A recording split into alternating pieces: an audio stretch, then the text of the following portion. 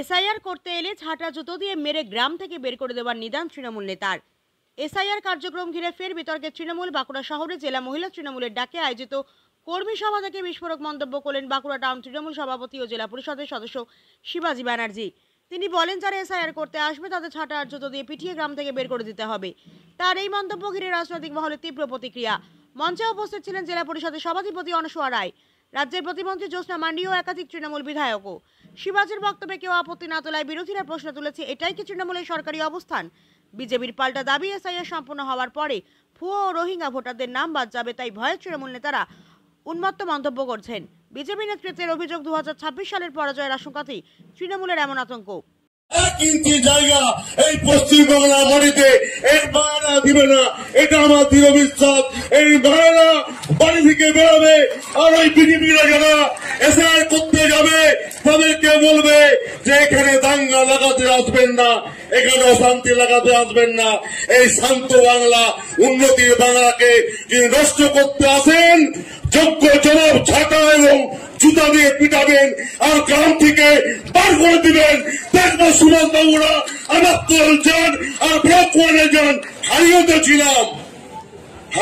ছিলাম ওই কত বড় একটা বীর নেতা হয়েছে, হারিয়েছিলাম, আবার হারাবো।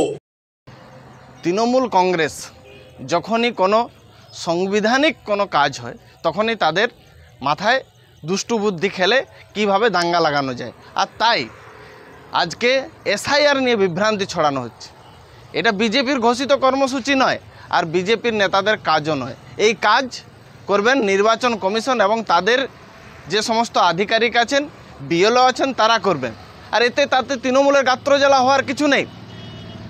কিন্তু তৃণমূল কংগ্রেস যেভাবে ভুয়ো ভোটার, রোহিঙ্গা ভোটারদেরকে ভোটার লিস্টে ঢুকিয়ে রেখেছে, সেখানে দেখতে পাচ্ছে তাদের সেই সমস্ত ভোটারদের নাম বাদ যাওয়ার ফলে 26-এর নির্বাচনের পরাজয় নিশ্চিত। আর এই পরাজয় নিশ্চিত হওয়ার কারণে আজকে পশ্চিমবঙ্গ জুড়ে বিভিন্নভাবে তারা এসআইআর সম্বন্ধে বিভ্রান্তি ছড়াচ্ছে। ভয় পেয়েছে তৃণমূল কংগ্রেস আর তৃণমূল কংগ্রেসের নেতারা। আর ঝাঁটা জুতো নিয়ে রেডি আছে গ্রামের মানুষজন ভোট প্রচারে গেলে।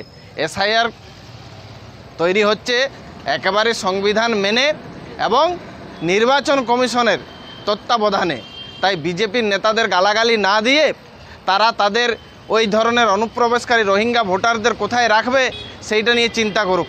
26-এ এই সমস্ত অনুপ্রবেশকারী রোহিঙ্গা ভুতুড়ে ভোটারদের বিদায় হবে, ছেঁটিয়ে বিদায় করবে এসআইআরের মাধ্যমে নির্বাচন কমিশন এবং বিএলওরা। ভারতীয় জনতা পার্টি নির্বাচনে লড়াই করবে 2026-এ, আর সেখানেই তৃণমূল কংগ্রেসকে পরাস্ত করবে।